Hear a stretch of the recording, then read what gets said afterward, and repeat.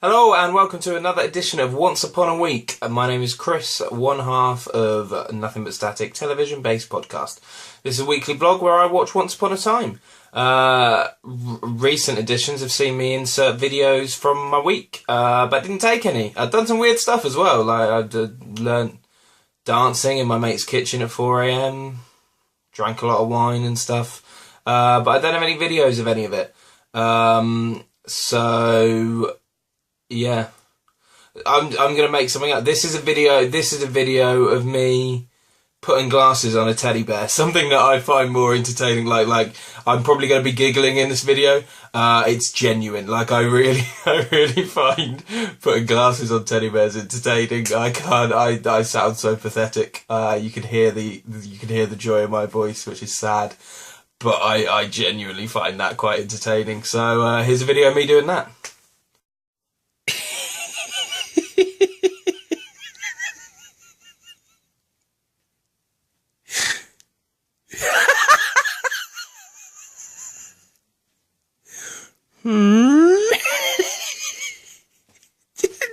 Genuinely makes me laugh. And there we go. I'm going to go now, quickly, and watch this week's episode of Once Upon a Time, which I think is the penultimate episode of the series, so you can label me excited. So yeah, I'm going to go watch that. I'm going to come back and give you my thoughts. And I'm back. That was good. That was a good episode. I'm very, very excited now for the finale. The episode deals with Snow in the fairy tale world. It deals with Snow White trying to rescue Prince Charming, and ultimately finding herself having to eat an apple which gives her the sleeping curse. And it deals with the Queen's reasons for doing that and stuff, and it really deals with how we ended up at the point before the pilot episode, and it also deals with in the non-fairy tale world, it deals with Regina trying to get rid of Emma, and Emma questioning whether she should go and stuff, and ultimately deciding to leave. But then at the end, Henry eats the turnover. The turnover was a big thing for me about this episode, because Emma took the turnover and was willing to eat it. Whereas I'd have been like, how come you've only made one? Like, it doesn't make sense. You wouldn't make one turnover and then give your one turnover to someone else. Like, if she'd have gone, oh, I'm testing the flavour on this, so do you want it to try it and let me know? That would make sense. And also that would have probably led to her eating it in front of her, which again would have made more sense. Because why would you... Here's the turnover, but I'm not going to watch you eat it and fall asleep. Go, take it. Take it somewhere else. It's odd to me. But that's a very fairy tale type thing, so maybe that's fine. Maybe that makes it fine. Some really nice scenes, some nice character pieces. I've realised that and if I get my way and the curse is broken, I'm not going to see it much more. And it's going to be a shame. I love scenes where Mary Margaret is being quite mumsy towards Emma. There's a scene in the episode I've just seen where they have a fight about what Emma should do, and it's very parent-child.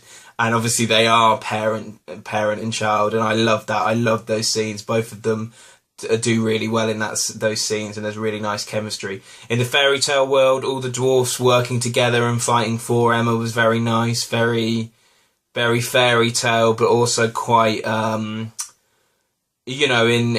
many ways, not in many ways, that's not fair. I think you can draw a comparison these days between like comic books and superheroes and fairy tales in the way that they, are told to kids and the way kids relate to them. And things like the dwarfs all banding together and those kind of fight scenes. Reminded me of the modern day kind of comic book movies and stuff, and I suppose it really, if I knew more about fairy tales, maybe it would remind me of fairy tales, so maybe that's a naive sentence, but I just quite liked that. It felt modern and felt like it would appeal to a young audience, which is weird because I don't really often view Once Upon a Time in that context, which is interesting. in a kind of what's the youngest age that could watch this, and would that appeal to them? And I think they'd like love an episode like today, and I think adults would as well, because of the parent-child scenes with all that good acting and great chemistry and stuff. So yeah, we're here. Great cliffhanger. Henry eating the turnover. We don't know it's poison. Could just be a bad turnover, to be fair. But there we go. And so that's, is she gonna break the curse to save Henry? Is Regina gonna get redemption? Because it's a very weird one, because there are moments like she looks at her love and you understand it, but I think you still go, you're still not justified. I still don't think I think her hatred of Snow is unreasonable. What happened to the stable boy wasn't Snow's fault as such. I still think she should, be mad at her mother. And like, as much as you feel for the character, I do struggle to. She's not. I don't think she can be redeemed yet. She needs to do more. Like, even in her dream, which is meant to be like her worst nightmare and her happiness taken away, that was about her. In the beginning, there's this dream sequence. That's about the townspeople gaining up on her and harming her. Where it's like, redemption would be if her fear was actually for Henry, because she's grown to love him. So it'd be interesting to see if it's leading to the Queen getting redeemed, or that's something that's going to be dealt with. Although if it was me, I would save it for series 2. Then it needs to be done in her reaction to Henry eating the apple and her desperateness to save Henry. We need to see that. So I think that's going to be interesting, and that's what I'm looking forward to seeing next week when I watch the finale. So there you go. Those are my thoughts. As always, check out the YouTube channel. Very funny TV rundown from Daniel this week. Dan.